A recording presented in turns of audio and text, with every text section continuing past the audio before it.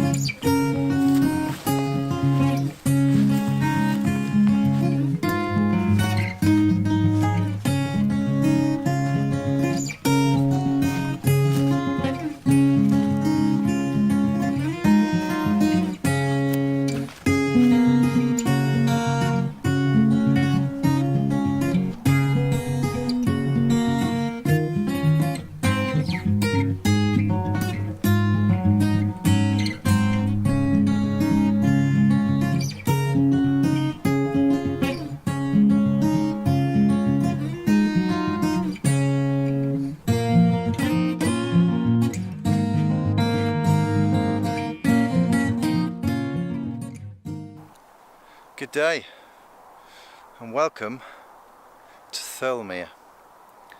The B-roll that you saw before we got here was me actually going up to the fell above Dobgill car park.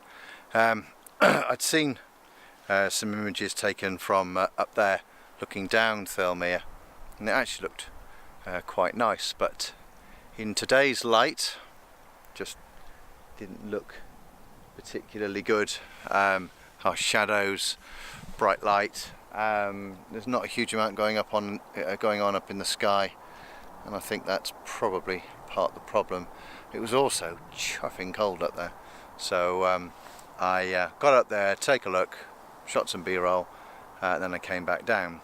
What I did though was witnessed there were some farmers I think bringing the sheep in, and there was one chap stood quite high up directing one of his mates down below to sheep who are hiding in behind boulders and in amongst bushes and so forth, and he stood for a few minutes directing his mate down below.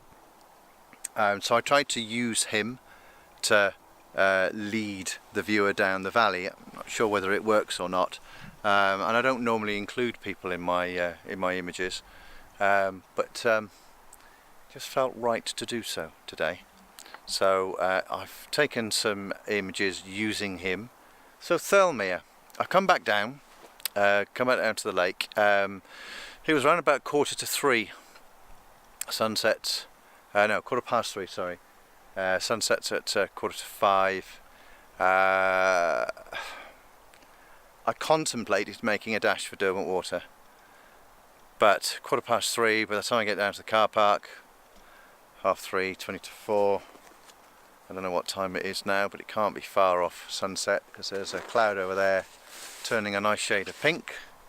So it can't be far away. What's the time? 4:15. So there we go, I probably timed it absolutely spot on.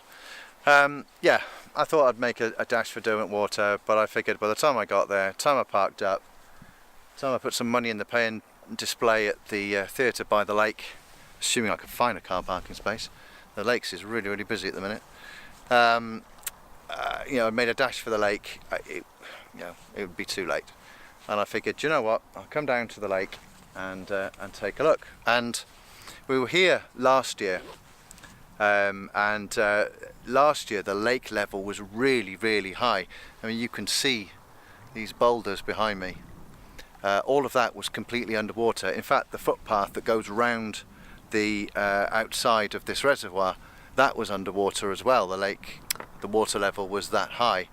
Now this year, obviously we've had a very dry summer, and presumably the water authority have been taking water off this reservoir, which is why the level is so low. But hey, never mind. That's revealed some rocks and boulders which I'm conveniently using for foreground.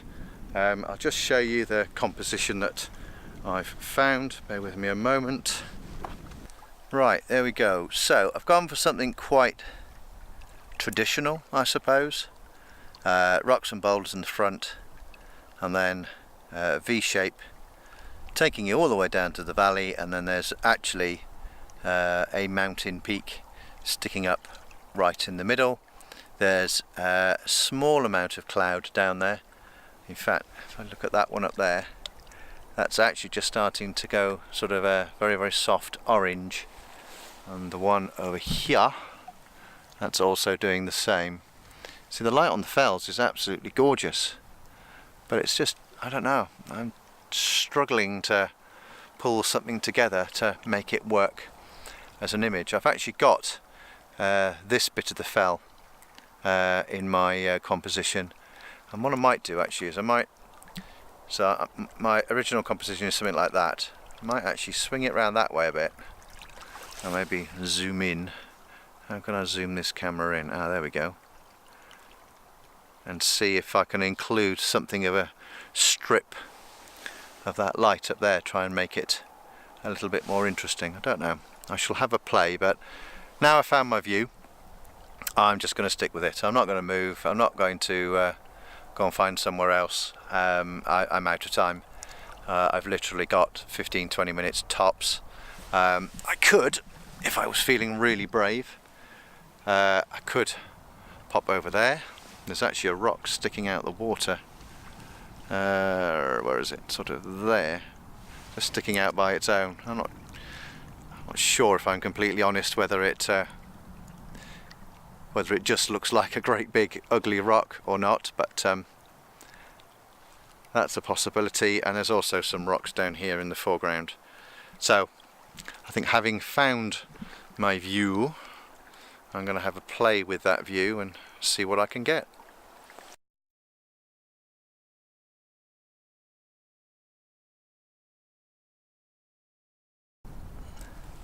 I've now moved around a little bit. I'm just playing with these rocks and that strip.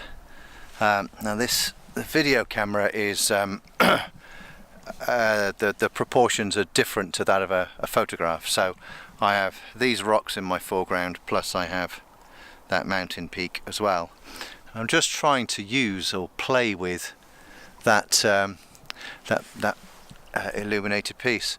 You probably can't see it, but there's actually, I'm not sure I can take the exposure down on this, but there's now some pink cloud moving across the scene like so. So I think I'm going to go back to that original view, and hopefully that pink cloud will illuminate that little bit down the middle.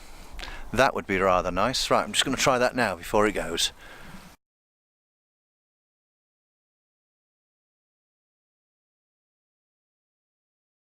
So the colour's gone, and now the sun's dipped behind the hills. It's gone really, really chilly.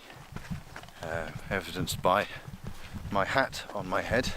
I'm now trying to find the path back, but I'm going to actually have a look through the woods, and whilst there is still a little bit of ambient light, just see what I can find, because there's actually not a huge amount of wind.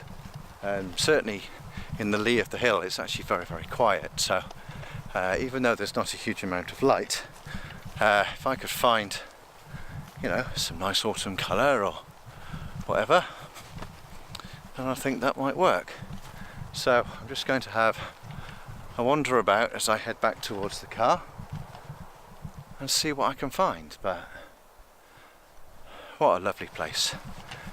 What a fantastic place. What a superb view that I had from the top earlier. Just a shame I couldn't convert it into a photograph, but there we go, never mind. Right, explore time.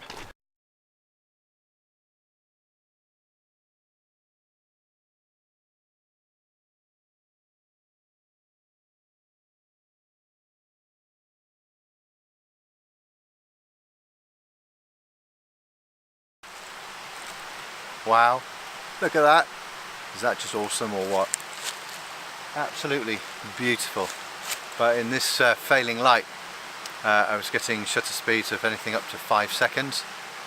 Even try to polarize it, just try and bring the colours out a little bit more. For those of you that are into your kit, the kit or the camera that I'm using at the minute, this is an Olympus OMD EM1 Mark II. I'm using the 12 to 100 Pro lens, which is my main lens for landscaping these days because it's just so versatile. And then filter wise, I'm using a Nissi polarizer and a Nissi medium grad, I think it's a 0.6 over on the log over there. So today, not so much a you know, exploring compositions and stuff like that, more have a look around me. Wow, doesn't it look fantastic? But sometimes just because somewhere looks fantastic doesn't necessarily mean to say you can use the combination of elements to make a photograph. Sometimes just being there and enjoying it and appreciating the view is what it's all about. Fortunately, I was able to come down to the lake and have a bit of a play. But that tree there, that's made it for me today. That's, you know, I think that's just gorgeous. Framed in between two tree trunks, there's a little tiny tree down below that's also turned in autumn colour. So the association between the two, you know, parent and child, absolutely brilliant. Love it. So that's it. I'm going to cut it here. Thank you very, very much for watching. Please subscribe. If you subscribe, then you'll see when new content is added. Thank you once again. Hope you enjoyed it. Leave a comment below, and happy photography. Get out there, keep taking good pictures. I shall see you all soon. Take care now.